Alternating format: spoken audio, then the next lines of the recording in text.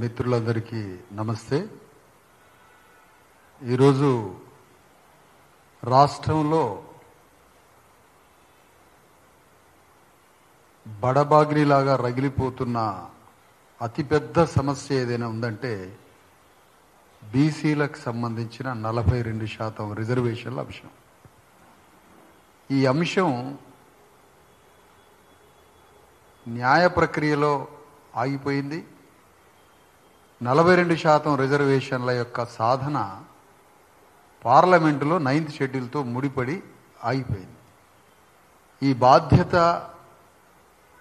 ప్రధానంగా ముగ్గురు మీద ఉంది.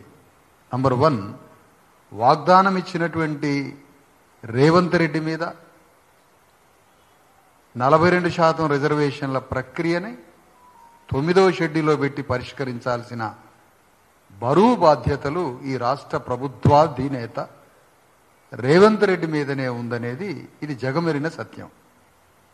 కానీ చిత్తశుద్ధిలో ఆచరణలో 100% విఫలమవుతున్నాడు. కాబట్టి ఆ రేవంత్ రెడ్డి అనే ముఖ్యమంత్రికి తెలంగాణ రాష్ట్రంలో 2.5-3 కోట్ల మంది బీసీలు నీ పట్ల, నీ పని పట్ల ఆగ్రహంతో ఉన్నారు, ఆక్రోశంగా ఉన్నారు. ఈ పనిని నువ్వు వెంటనే ఢిల్లీ పోయి అఖిలపక్ష సమావేశం పెట్టాలి, దాన్ని ఢిల్లీ తీసుకుపోవాలి. ఆ తర్వాత పార్లమెంటు శీతాకాల సమావేశాల్లోపే అందరినీ కన్విన్స్ చేసి ప్రధానమంత్రి మోడీ చేత అక్కడ ఉన్నటువంటి మీకున్నటువంటి ఇండియా కూటమి, మొన్న మీ ఓట్లను చూస్తే ఎంతో గొప్పగా వచ్చినాయి, 350 దాకా. అన్ని ఓట్లను తీసుకొని పోయి ప్రధానమంత్రి మోడీని ఒప్పించి ఈ 9th షెడ్యూల్ ప్రక్రియని పరిపూర్ణంగా విజయవంతం చేయాలి పార్లమెంటు శీతాకాల సమావేశాల్లోపు అని వారి మీద, రేవంత్ రెడ్డి మీద ఒత్తిడి తేవడానికి, బీసీ ప్రజల హృదయాల్లో ఉన్న ఆగ్రహాన్ని, ఆవేశాన్ని, కోపాన్ని ప్రకటించడానికి ఒక వేదిక కావాలి. ఆ ప్రకటించే వేదిక ప్రారంభమే కామారెడ్డిలో జరగబోయే ఈ నెల 15న 10,000 మంది విద్యావంతులు, ప్రతినిధులు, నాయకులు, వివిధ కుల సంఘాల, పౌర సమాజ, అనేక రకాల సంఘాల నాయకులే 10,000 మంది వస్తున్నారు. మరి అంత పెద్ద ఆక్రోశ సభని కామారెడ్డి నుండి జరప తలపెట్టాం. కామారెడ్డి తర్వాత 33 జిల్లాలలో పూర్తి చేసుకొని చివరిగా కొడంగల్లో ఆ సభని పెట్టాలని, ఇంత పెద్ద సభని, ఆక్రోశ సభని 15వ తారీఖు మధ్యాహ్నం 12 గంటలకు సత్య కన్వెన్షన్ సెంటర్, 10,000 మంది పట్టే కెపాసిటీ ఉన్న ఆ పెద్ద సెంటర్ని తీసుకోవడం జరిగింది. ఇక రెండవ విషయం ఏంటంటే, ఇక్కడ రేవంత్ రెడ్డి వాగ్దానం ఇచ్చిండు, ప్రక్రియ తూతూ మంత్రంగానైనా ప్రారంభించి కోర్టుల ముందు అబాసు పాలయ్యిండు, చిత్తశుద్ధిగా చేయలేదు. ద సేమ్ టైం నీకు మార్గం ఉంది, ఎట్లా చెయ్యాలో మార్గం ఉంది, దిశానిర్దేశం చేయడానికి సీనియర్, మరి దేశంలోనే మరి బీసీ కమిషన్కి చైర్మన్గా చేసినటువంటి జస్టిస్ ఈశ్వరయ్య గారు ఉన్నారు, సీనియర్ ఐఏఎస్ అధికారి చిరంజీవులు గారు, వాళ్ళు మార్గనిర్దేశం చేసి బిల్లును డ్రాఫ్ట్ చేసి ఇవ్వడం జరిగింది.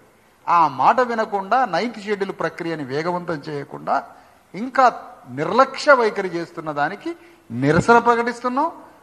కోట్ల మంది ప్రజల యొక్క ఆక్రోశాన్ని ప్రకటిస్తున్నాం ఆ వేదిక మీద.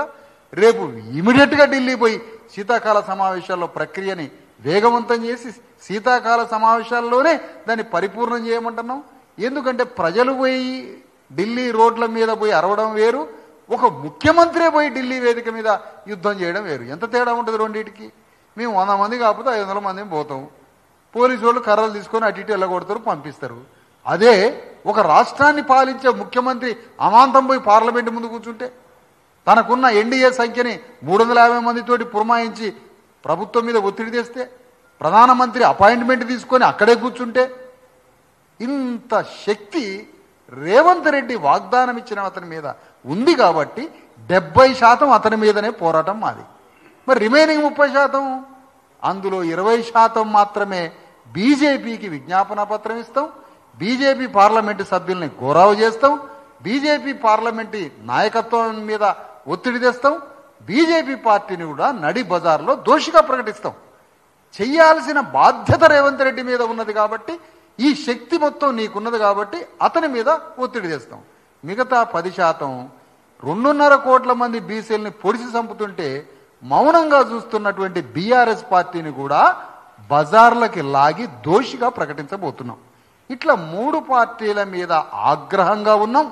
ఒక పార్టీ కాదు, 3 పార్టీలు గత వేల సంవత్సరాల నుంచి రాజకీయాలు వచ్చిన 75 ఏళ్ల నుంచి బీసీ ప్రజల రక్తమాంసాలు పీక్క తిని వాడుకుంటున్నారు. కాబట్టి వాళ్ళకి మాయమాటలు చెప్పి వాళ్ళ ఓట్లని వాడుకుంటున్న ఈ 3 పార్టీల మీద నిరసన, ఆగ్రహ జ్వాల, ఆక్రోశం, కోపం ఇవన్నీ ప్రకటించడానికే కామారెడ్డిలో ఆక్రోశ సభను పెడుతున్నాం.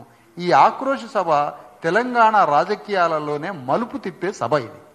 తెలంగాణ రాజకీయ చరిత్రలోనే ఒక కొత్త మలుపులోకి బీసీ సామాజిక పోరాటాలు, బీసీల రాజకీయ మలుపు అన్నింటినీ ముడిపడి ఉన్నటువంటి సభ.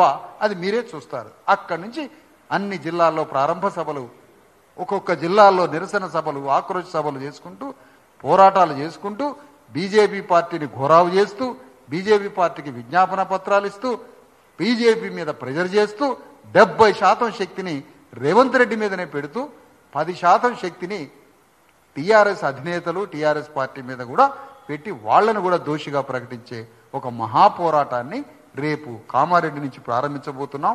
ఆ పోరాటం చేసేటువంటి ఆ ఆక్రోశ సభకి మీడియా వారంతా నైతికంగా, మీడియా పరంగా ఏ రకంగా చూసినా మీ యొక్క భాగస్వామ్యాన్ని, మీ మద్దతుని ఈ సందర్భంగా కోరుతున్నాం. మీడియా వారందరినీ తెలియజేస్తూ సెలవు.